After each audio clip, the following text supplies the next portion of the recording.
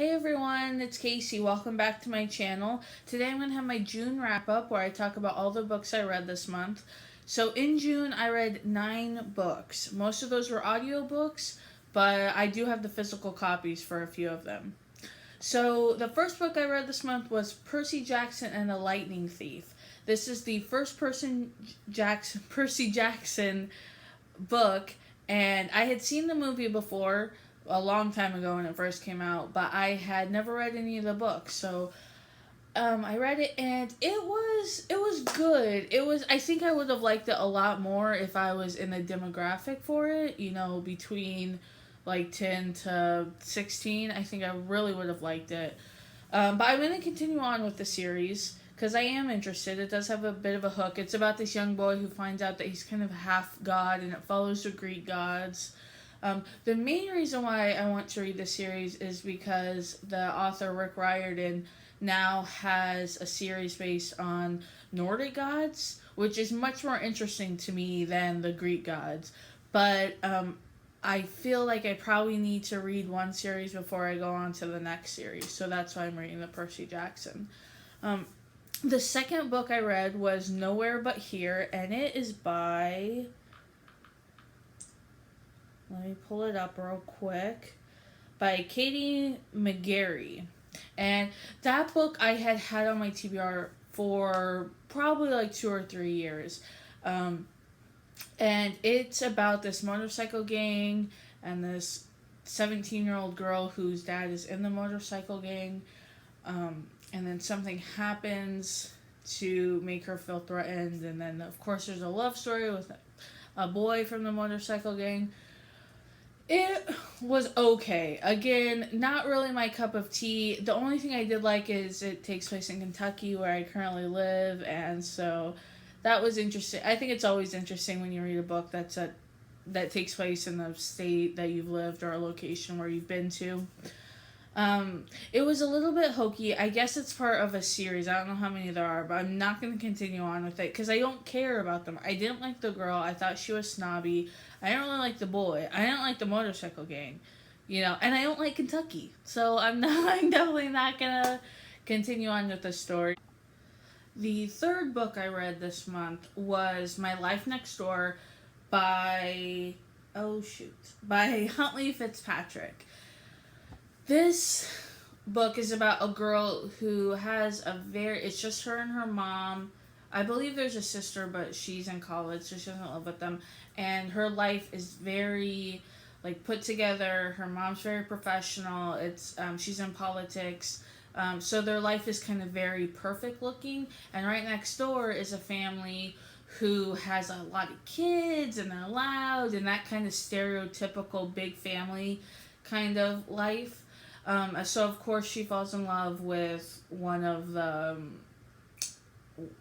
sons of this big family, and so it's kind of about their two families. And then there's this big pivotal accident that happens. I won't spoil it, and that kind of course deviates their relationship.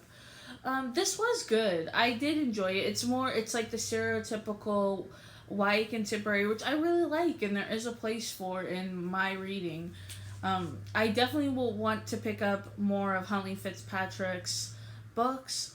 Again, it's not remarkable. In 50 years, I'm not going to remember this book, but those books are really enjoyable, to kind of get your mind off of your real life. So the next book I read is much different, and I have the actual book for it. I read The Pearl by John Steinbeck. This book it's 90 pages. So I'm not going to go into too much detail, but basically it takes place on an Asian coast, I believe. That's not important. It's about this guy who finds this really big pearl, and that's going to kind of make his life, and then kind of the impact that pearl has on his life and the community. And much like John Steinbeck's other short novella of Mice and Men, it has a very good kind of twisty ending. So I don't like this one as much as of Mice and Men. That's probably one of my favorite books of all time.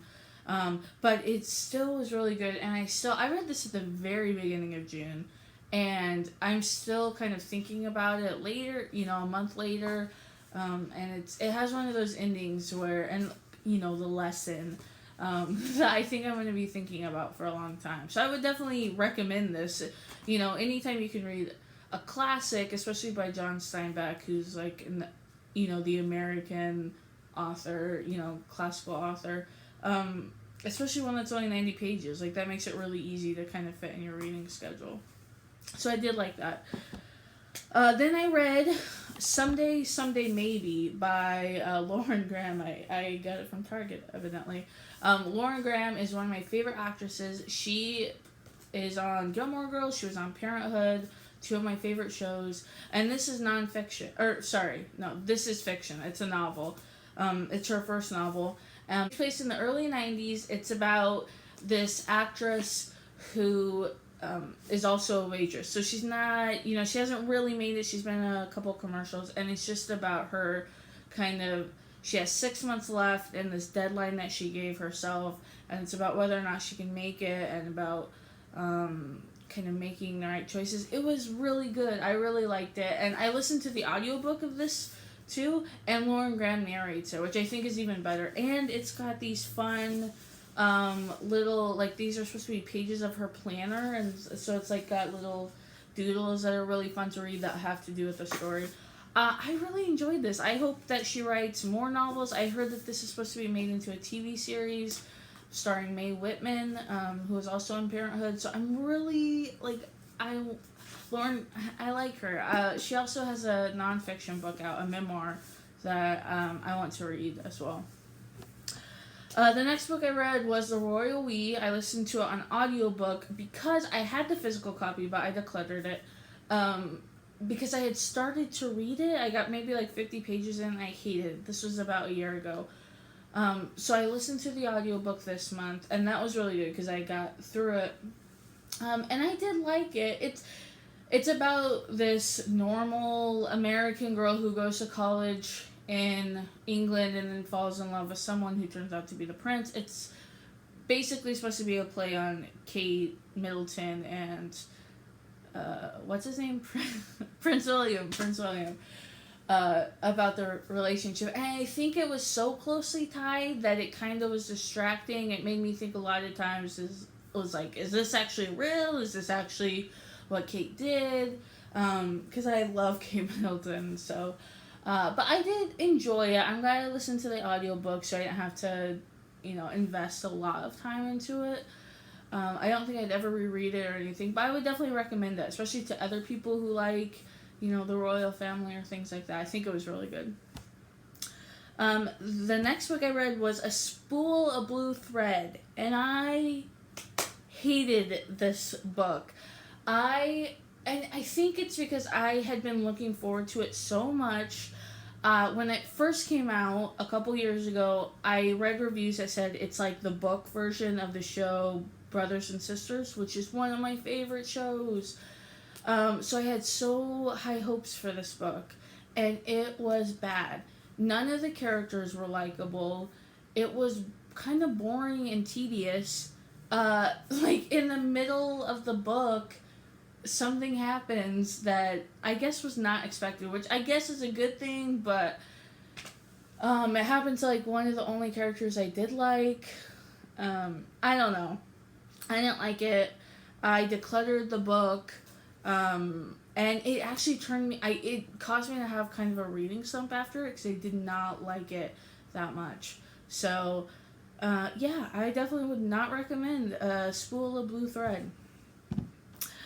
So after that, it took me a while to heat up. I forgot I actually have this book. The next book I read was Things We Know by Heart by Jessi Kirby. I listened to this one on audiobook too.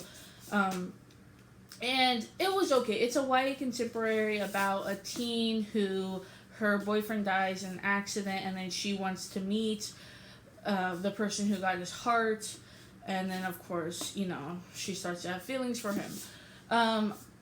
It was okay. It wasn't as good as some of the other YA contemporaries I really like.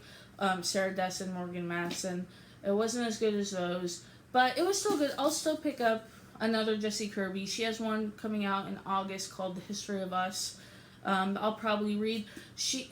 I guess her stories, they have these like fantastical elements, but not in the way of like witches and wizards. It's just the plot probably can never happen in real life. Like, like you're never gonna fall in love with the guy who has your boyfriend's heart, or her next book is about a girl who has amnesia, like, and then like wakes up and I think like Rita, like probably falls in love with someone new. Like, that's not gonna happen. That's not gonna happen. I don't want to read that, but I will read it because I do kind of like her stuff. It's kind of just like fluff filler stuff for me. So, and then the last book I read in June was The Art of Fielding by Chad Harbach. This is a big book. Oh, this has one of those like reading group guides. I never read those. It is over 500 pages. I listened to the audiobook at work. It took me like 3 or 4 days. I'm glad that I read this because it was good. It follows a baseball team through. It starts a little bit before then, like the first couple chapters are a little bit before, but it's mainly about their like the best year that they've had with their baseball team, and it follows 2 players on a team. It follows the president of the university and his love interest, and it also follows his daughter. And kind of, this isn't a spoiler, but one of the players' pitches goes awry, and it caused something to happen, and that has like all these effects. So you kind of follow them with the aftermath of that pitch. It was really good. I don't think, I don't know if I'd ever read anything by him because it did get a little bit boring. Like, I feel like this book could have easily been like a 300-page book. Get out some of the clutter of like the day-to-day life. I don't know. It was good. I'm glad I've read it because I've been wanting to read it for a long time. But I'm also glad I listened to the audiobook. So I'm a very slow reader. So to read 500 pages, it would take me lots of dedication and time. So I'm glad I listened to the audiobook. But anyway, those are all the books I read in June. So that's a lot for me. So we'll see how well I do in July. I don't know if it'll quite be 9 books, but we shall see. Thank you for watching. Please subscribe, leave a comment. Tell me what books you read in June.